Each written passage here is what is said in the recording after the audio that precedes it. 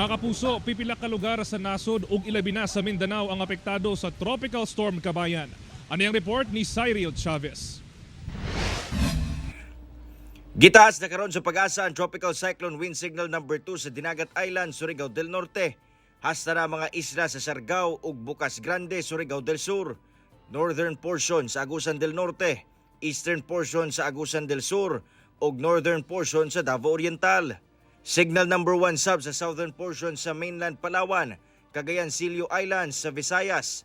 Signal number 1 sa southern Leyte, southern portion sa Samar, southern portion sa eastern Samar, tibuok Cebu, lakip na ang Camotes ug Bantayan Islands, Bohol, Siquijor, Negros Oriental, Negros Occidental ug Guimaras. Signal number 1 sub sa nabiling lugar sa Agusan Provinces, central portion sa Davao Oriental, tibuok Davao de Oro, Davao del Norte, Davao City, Camiguin, Misamis Oriental, Misamis Occidental, Bukidnon, Lanao del Norte, Lanao del Sur, northern portion sa Maguindanao del Norte, northern portion sa Cotabato, northern ug central portion sa Zamboanga del Norte, tibuok Zamboanga del Sur ug Zamboanga Sibugay. Ulahing namatikdan sa pag-asa ang sentro sa Bagyong Kabayan sa coastal waters sa Caraga, Davao Oriental. Aduna kini kusog sa hangin nga ana sa 65 kilometers per hour. Unsa mang oras karong buntag, posibleng maglandfall ang bagyo sa Davao Oriental o kaha sa southern portion sa Surigao del Sur.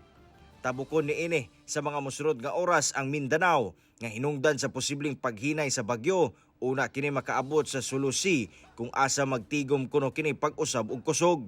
Posible ang sunod nga paglandfall sa Bagyong Kabayan sa central o southern Palawan ugma sa buntag o kaha sa hapon. Gawa sa bagyo, nakaapekto gyapon ang hanging amihan sa northern o central Luzon, samtang shear line sab sa eastern section sa southern Luzon.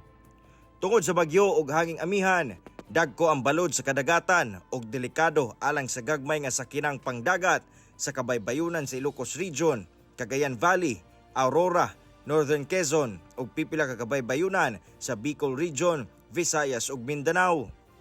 Base sa rainfall forecast sa Metro Weather, ulanon karong adlaw ang tibok isla sa Mindanao.